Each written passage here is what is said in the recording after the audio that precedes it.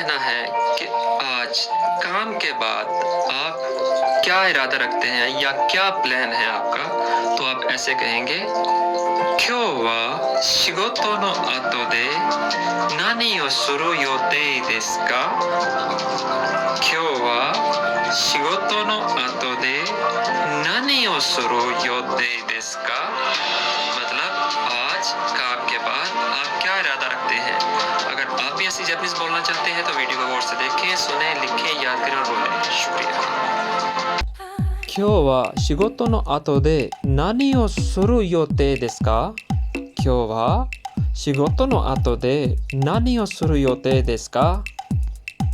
今日は仕事の後で何をする予定ですか? मतलब आज काम के बाद आप क्या इरादा रखते हैं। हो सके तो चैनल को फॉलो करें, लाइक करें, शेयर करें, फेवरेट करें। Thank you.